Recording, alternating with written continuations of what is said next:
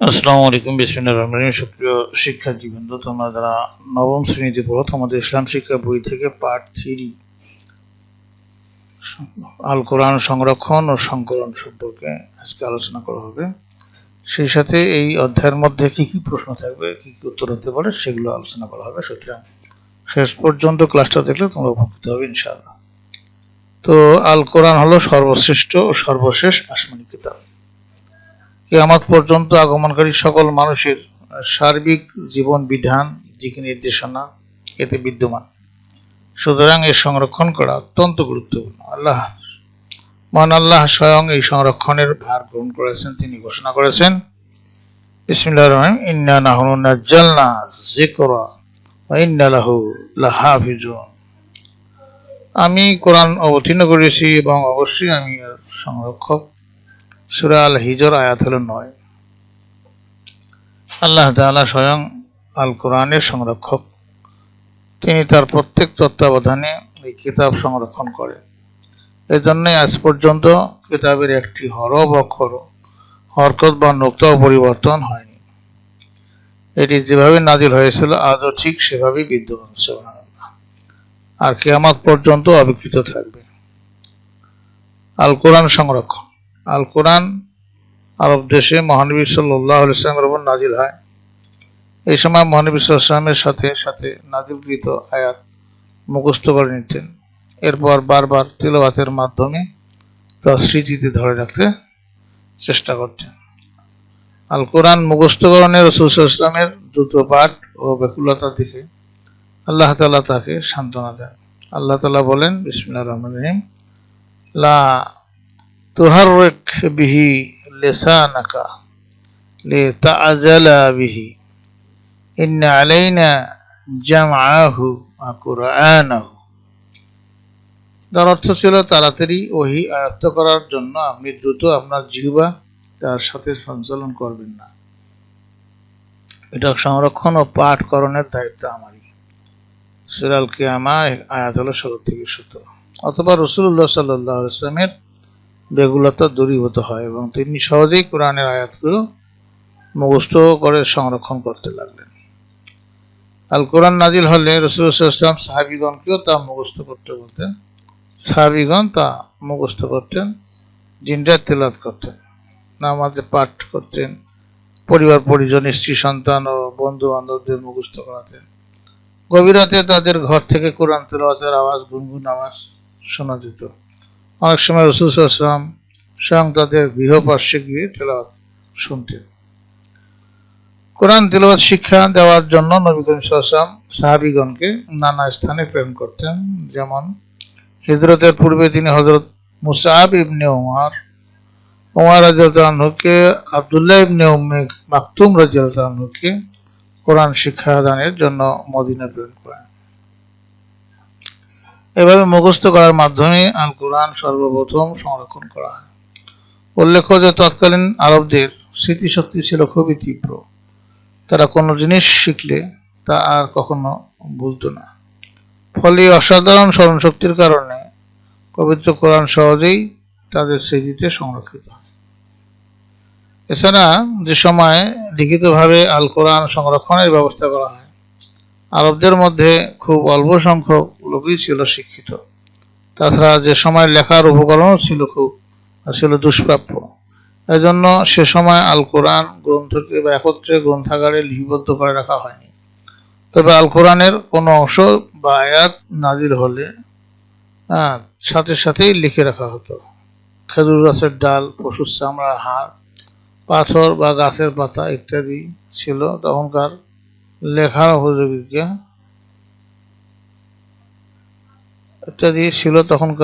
লেখার উপকরণ। আর সাহাবীগণ এগুলোতেই আল কোরআনের আয়াত লিখে তা সংরক্ষণ করতেন। যেসব সাহাবী লেখাপড়া জানতেন তারা প্রায় সকলেই কোরআন লেখার মর্যাদা লাভ করেছিলেন। আল কোরআন লিপিবদ্ধকারী সাহাবীগণকে বলা হয় কাতিব, ওহী বা ওহী লেখক। তারা ছিলেন সংখ্যায় মোট 42 জন। সুবহানাল্লাহ। এদের মধ্যে প্রধান ছিলেন হযরত যায়েদ ইবনে সাবিত রাদিয়াল্লাহু আনহু।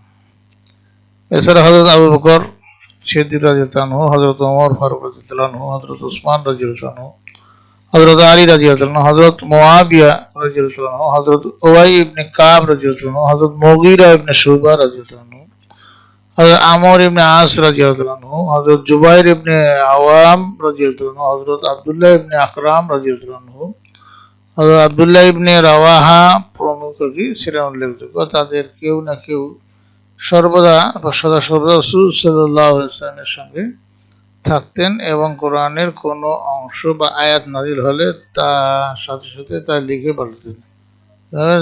এভাবে লিখে রাখতেন। এভাবে লেখার মাধ্যমে আল কোরআনকে সংরক্ষণ করা হয়। আল কোরআন সংকলন। মহাবিশ্ব ইসলামের সময় আল কোরআন মুখস্থ লেখার মাধ্যমে পুরোপুরি সংরক্ষণ করা হয়, কিন্তু সে সময় তা একত্রে গ্রন্থাবদ্ধ করা হয়নি, বরং তার তত্ত্বাবধান লিপিবদ্ধ টুকরোগুলো নানা জনের নিকট সংরক্ষিত ছিল। হযরত আবু বকর রাদিয়াল্লাহু আনহু সর্বপ্রথম কোরআন সংকলনের উদ্যোগ নেন। আবু বকর রাদিয়াল্লাহু আনহু ছিলেন ইসলামের প্রথম খলিফা। তার সময় নবুয়তের কতিপয় মিথ্যা দাবিদার বা ভণ্ড নবী জাকাত অস্বীকারী আবির্ভাব ঘটে। তিনি তাদের বিরুদ্ধে যুদ্ধ ঘোষণা করেন। এরপর একটি যুদ্ধ ছিল ইয়ামামার যুদ্ধ। মুসাইলিমা কাজ্জাব নামক ভণ্ড নবীর বিরুদ্ধে পরিচালিত হয়। এই যুদ্ধে বহু সংখ্যক কোরআন হাফিজ সাহাবী শাহাদাত বরণ করেন। এতে হযরত ওমর রাদিয়াল্লাহু আনহু উদ্বিগ্ন হয়ে পড়েন। তিনি ভাবলেন যে এইভাবে হাফিজ সাহাবীগণ শাহাদাত বরণ করতে থাকলে একসময় কোরআন মুখস্থকারী লোকেই খুঁজে পাওয়া যাবে না, ফলে কোরআন বিলুপ্ত হওয়ার আশঙ্কা দেখা দেবে। সুতরাং তিনি হযরত আবু বকর রাদিয়াল্লাহু আনহুকে কোরআন সংকলন করে গ্রন্থাগারে লিপিবদ্ধ করার পরামর্শ দান করেন। পরামর্শ শ্রবণে হযরত আবু বকর রাদিয়াল্লাহু আনহু বলেন, হে ওমর, রাসূল সাল্লাল্লাহু আলাইহি ওয়াসাল্লাম যে কাজ করে যাননি তা আপনি কিভাবে করতে চাচ্ছেন? তখন হযরত ওমর রাদিয়াল্লাহু আনহু বললেন, আল্লাহর শপথ, এতে কল্যাণ রয়েছে। এভাবে হযরত ওমর রাদিয়াল্লাহু আনহু বারবার অনুরোধ করায় হযরত আবু বকর রাদিয়াল্লাহু আনহু কোরআন সংকলনের উদ্যোগ গ্রহণ করেন। তিনি প্রধান ওহী লেখক হিসেবে সাহাবী হযরত যায়েদ ইবনে সাবিত রাদিয়াল্লাহু আনহুকে গুরু দায়িত্ব অর্পণ করেন। হযরত যায়েদ রাদিয়াল্লাহু আনহু কোরআন সংকলনের ক্ষেত্রে বিশেষভাবে নিম্নোক্ত 4টি পন্থা অবলম্বন করেন।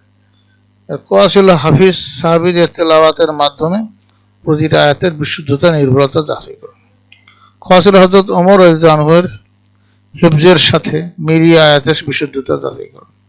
3 ছিল রাসূল সাল্লাল্লাহু আলাইহি ওয়াসাল্লামের উপস্থিতিতে লিখিত আয়াত ব্যাপারে ন্যূনতম 2 জন সাহাবী সাক্ষ্য দিত। চূড়ান্তভাবে লিখিত আয়াতগুলো অন্যান্য সাহাবীর সংরক্ষিত পাণ্ডুলিপির সাথে তুলনা ও যাচাই করেন। এভাবে চরম সার্থকতা অবলম্বনের মাধ্যমে হযরত যায়েদ ইবনে সাবিত পবিত্র কোরআন সর্বপ্রথম গ্রন্থাগারে সংকলন করেন। এটাই ছিল সর্বপ্রথম গ্রন্থাগারে লিপিবদ্ধ আল কোরআন। কোরআনের এই কপিটি হযরত আবু বকর রাদিয়াল্লাহু আনহুর নিকট সংরক্ষিত ছিল। তিনি ইন্তেকালের পরে হযরত ওমর রাদিয়াল্লাহু আনহু ওনার তত্ত্বাবধানে সংরক্ষিত ছিল। হযরত ওমর রাদিয়াল্লাহু আনহু এর শাহাদাতের পর এই পবিত্র কোরআনের পাণ্ডুলিপিটি তার কন্যা উম্মুল মুমিনিন হযরত হাফসা রাদিয়াল্লাহু আনহার নিকট সংরক্ষিত ছিল। তৃতীয় খলিফা হযরত উসমান রাদিয়াল্লাহু আনহুর খেলাফতের কালে কোরআন তেলাওয়াতের ক্ষেত্রে নানা মতানৈক্য দেখা দেয়। এর মূল কারণ ছিল ভিন্ন গোত্রীয় রীতিতে কোরআন পাঠ। মহানবী সাল্লাল্লাহু আলাইহি ওয়াসাল্লাম সহজ করণার্থে আরবদের 7টি রীতিতে কোরআন পাঠ করার অনুমতি দিয়েছিলেন। আরবগণ এই 7টি রীতিতে পাঠের বিষয়টি জানতেন বলে প্রথম দিকে কোনো অসুবিধা হয়নি, কিন্তু ইসলামী খেলাফতের ব্যাপক বিস্তৃতির ফলে অনারবগণও মুসলমান হতে লাগলো। তারা আরবি ভাষায় এরূপ আঞ্চলিক রীতিসমূহ সচেতন ছিল। এসব আঞ্চলিক রীতিসমূহ সম্পর্কে সচেতন ছিল না। ফলে অল্প ভিন্ন রীতিতে কোরআন পাঠে তাদের মধ্যে বিভ্রান্তি সৃষ্টি হয়। এমনই এক ঘটনা ঘটে আর্মেনিয়া, আজারবাইজান অঞ্চলে জিহাদের সময়। এই সময় ভিন্ন রীতিতে কোরআন পাঠে মুসলমানদের মধ্যে ঝগড়ার সূত্রপাত ঘটে। হযরত হুযায়ফা রাদিয়াল্লাহু আনহু ইবনে ইয়ামান রাদিয়াল্লাহু আনহু ঘটনাটি খলিফা হযরত ওসমান রাদিয়াল্লাহু আনহুকে অবহিত করেন। এমত অবস্থায় হযরত ওসমান রাদিয়াল্লাহু আনহু এর প্রধান সাহাবীগণ পরামর্শক্রমে কোরআন সংকলনের জন্য সাহাবীর একটি বোর্ড গঠন করেন। এরা ছিলেন হযরত জাদ, হযরত জাদ ইবনে সাবিত, তারপর আব্দুল্লাহ ইবনে জুবাইর রাদিয়াল্লাহু আনহু, সাইদ ইবনে আস রাদিয়াল্লাহু আনহু এবং আব্দুর রহমান ইবনে হারিস রাদিয়াল্লাহু আনহু। এই বোর্ডের নেতৃত্ব হযরত জাদ ইবনে সাবিত রাদিয়াল্লাহু আনহুর উপর ন্যস্ত করা হয়।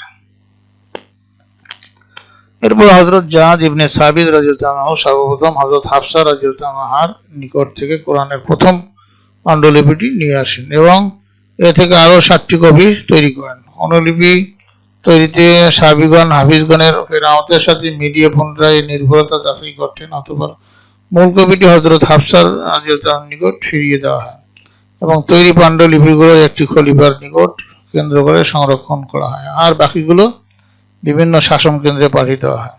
ফলে আল কোরআন বিকৃতি ও গরমিলের হাত থেকে রক্ষা পায়। এরপর বিক্ষিপ্তভাবে রক্ষিত কপিগুলো একত্র করে তা পুড়িয়ে বিনষ্ট করে ফেলা হয়।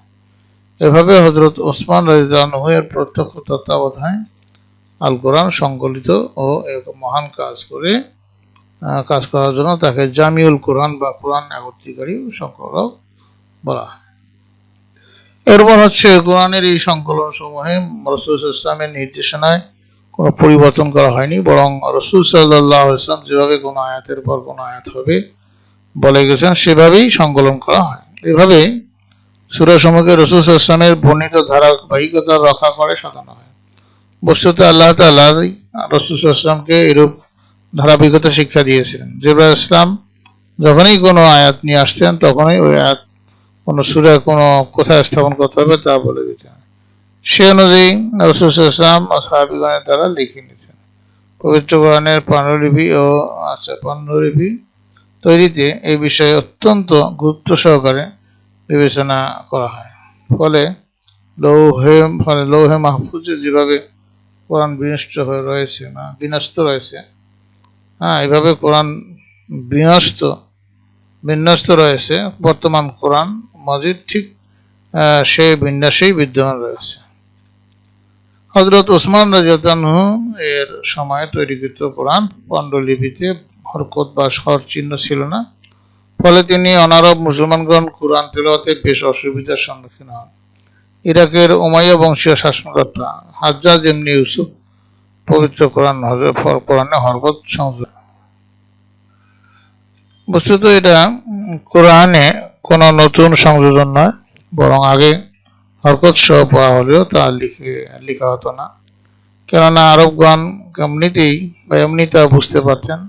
হাজ্জাজ ইবনে ইউসুফ উচ্চারিত এসব হরকত সমূহ পবিত্র কোরআনে উল্লেখ করে দেখিয়ে দেন মাত্র, ফলে অনারবগণেরও জন্য কোরআন তেলাওয়াতের বাধা অপসারিত হয়। উল্লেখ্য পরবর্তী সময়ে পবিত্র কোরআন আরো নবতর ও সহজ উপায়ে সংকলন করা হয়। মুদ্রণ যন্ত্র আবিষ্কারের পূর্ব পর্যন্ত হাতের লেখার মাধ্যমে আল কোরআন সংকলন করা হতো। মুদ্রযন্ত্র আবিষ্কারের পরবর্তীতে অত্যন্ত সতর্কতার সাথে আল কোরআনের লক্ষ লক্ষ কপি মুদ্রণ করা হয়ে থাকে। এমনকি বিশ্বের প্রায় প্রতিটি ভাষায় এর অনুবাদ ও ভাষার ব্যাখ্যা গ্রন্থ প্রকাশিত হয়। আচ্ছা প্রিয় শিক্ষার্থীবৃন্দ, পরবর্তী ক্লাসে আমরা এই মাক্কি ও মাদানী সূরা নিয়ে জানবো এবং এই অধ্যায়ের যত প্রশ্ন আছে সেটা নিয়ে আমরা আলোচনা করব এবং তোমরা প্রমাণ করবে যে আল কোরআনে ভুল, বিকৃতি বা সন্দেহের কোনো অবকাশ নেই। এই জন্য তোমরা এটা কি করবে, এটা প্রমাণ করার জন্য চেষ্টা করবে, কেমন? এবং পরবর্তী এই অধ্যায়ের আমরা কি এখানে নোট থাকে। তো আমরা এতক্ষণ ধরে যে ক্লাসটা করলাম ইসলাম শিক্ষা নবম শ্রেণী 2য় অধ্যায়ের পাঠ 3 আল কোরআন সংরক্ষণ ও সংকলন। তো ইসলাম শিক্ষা বই 2য় অধ্যায়ের পাঠ 3 আল কোরআন সংরক্ষণ ও সংকলন থেকে সম্ভবত একটি প্রশ্ন উত্তর নিচে দেওয়া হলো। আল কোরআনের প্রকৃত সংরক্ষককে? উত্তর হলো মহান আল্লাহ তাআলা স্বয়ং আল কোরআনের সংরক্ষক। তিনি ঘোষণা করেছেন যে তিনি নিজেই এই কিতাব অবতীর্ণ করেছেন এবং তিনি রক্ষণাবেক্ষণ করবেন। 2 হলো মহানবী সাল্লাল্লাহু আলাইহি ওয়াসাল্লামের সময় আল কোরআন কিভাবে সংরক্ষিত হতো? উত্তর হলো মহানবী সাল্লাল্লাহু আলাইহি ওয়াসাল্লামের সময় আল কোরআন হিফজ বা মুখস্থকরণের মাধ্যমে সংরক্ষিত হতো। রাসূল সাল্লাল্লাহু আলাইহি ওয়াসাল্লাম নিজে অবতীর্ণ হওয়ার সাথে সাথে মুখস্থ করে নিতেন এবং সাহাবীগণও মুখস্থ করার নির্দেশ দিতেন। এছাড়াও তৎকালে খেজুরের ডাল বা পশুর হাড় বা পাথর খণ্ডে লিখে কোরআন সংরক্ষণ করা হতো। কতিপয় ওহী বা ওহী লেখক বলতে কি বুঝে? উত্তর হলো মহানবী সাল্লাল্লাহু আলাইহি ওয়াসাল্লামের নির্দেশে যেসব সাহাবী ওহী লিখে রাখার মর্যাদা লাভ করেছিলেন তাদের কাতিবে ওহী বা ওহী লেখক বলা হয়। তাদের সংখ্যা ছিল মোট 42 জন, যাদের মধ্যে প্রধান ছিল হযরত জাদ ইবনে সাবিত রাদিয়াল্লাহু আনহু। প্রথম খলিফা হযরত আবু বকর রাদিয়াল্লাহু আনহু কেন কোরআন সংকলনের উদ্যোগ গ্রহণ করেন? হযরত আবু বকর রাদিয়াল্লাহু আনহু শাসনামলে ইয়ামামার যুদ্ধে বিপুল সংখ্যক হাফিজ সাহাবী শাহাদাত বরণ করেন। এতে হযরত ওমর রাদিয়াল্লাহু আনহু কোরআন বিলুপ্তির আশঙ্কা করে তা গ্রন্থাগারে সংকলনের প্রস্তাব দেন এবং তারই অনুরোধে আবু বকর রাদিয়াল্লাহু আনহু এই ঐতিহাসিক উদ্যোগ গ্রহণ করেন। তা ছিল হযরত আবু বকর রাদিয়াল্লাহু আনহুর সময় কোরআন সংকলনে কি কি পদ্ধতি অবলম্বন করা হয়? উত্তর হলো হযরত জাদ ইবনে সাবিত রাদিয়াল্লাহু আনহুর নেতৃত্বে কোরআন সংকলনের সময় 4টি কঠোর পদ্ধতি অনুসরণ করা হয়। এক হলো হাফিজ সাহাবীদের তেলাওয়াতের মাধ্যমে শুদ্ধতা যাচাই করা, 2 হলো হযরত ওমর রাদিয়াল্লাহু আনহুর হিফজের সাথে মিলিয়ে যাচাই করা, 3 ছিল লিখিত অংশের পক্ষে অন্তত 2 জন সাক্ষীর সাক্ষ্য গ্রহণ করা, 4 হলো অন্য সাহাবী সংকলিত পাণ্ডুলিপির সাথে তুলনা করা। 6 ছিল হযরত ওসমান রাদিয়াল্লাহু আনহুকে কেন জামিউল কোরআন বলা হয়? যে হযরত ওসমান রাদিয়াল্লাহু আনহুর সময় কোরআন তেলাওয়াতের বিভিন্ন রীতি ও ভাষা নিয়ে মুসলিমদের মধ্যে বিবাদের উপক্রম হয়েছিল। তাই বিবাদ মেটানোর জন্য হযরত হাফসা রাদিয়াল্লাহু আনহুর নিকট থাকা মূল পাণ্ডুলিপি থেকে কুরাইশ রীতিতে 60টি কপি তৈরি করে বিভিন্ন প্রদেশে পাঠিয়ে দেন এবং তেলাওয়াতের ভিন্নতা নিশ্চিত করেন। কোরআনে এইভাবে একত্রিত করার কারণেই তাকে জামিউল কোরআন বা কোরআন একত্রিতকারী বলা হয়। 7 ছিল আল কোরআনে হরকত বা স্বরচিহ্ন সংযোজন করেছিলেন কি? উত্তর হলো অনারব মুসলিমদের তেলাওয়াতের অসুবিধা দূর করার জন্য ইরাকের উমাইয়া বংশীয় শাসনকর্তা হাজ্জাজ ইবনে ইউসুফ পবিত্র কোরআনে হরকত সংযোজন করার ব্যবস্থা করেন। 18 সংকলনের পর প্রথম পবিত্র কোরআনের মূল পাণ্ডুলিপিটি কার কাছে রাখা হয়েছিল? উত্তর হলো গ্রন্থাগারে সংকলনের পর কোরআনের মূল প্রথম কপিটি খলিফা হযরত আবু বকর রাদিয়াল্লাহু আনহুর কাছে ছিল। তার ইন্তিকালের পর এটি হযরত ওমর রাদিয়াল্লাহু আনহু এবং পরবর্তী তার কন্যা উম্মুল মুমিনিন হযরত হাফসা রাদিয়াল্লাহু তাআলা আনহার নিকট সংরক্ষিত ছিল। প্রিয় শিক্ষার্থীবৃন্দ, এই ছিল তোমাদের দ্বিতীয় অধ্যায়ের তৃতীয় পাঠ সম্পর্কে বিস্তারিত ক্লাস। পরবর্তী ক্লাস দেখার আমন্ত্রণ জানিয়ে এবং তোমাদের সার্বিক মঙ্গল কামনা করে আজকে এখানে বিদায় নিচ্ছি। খোদা হাফেজ।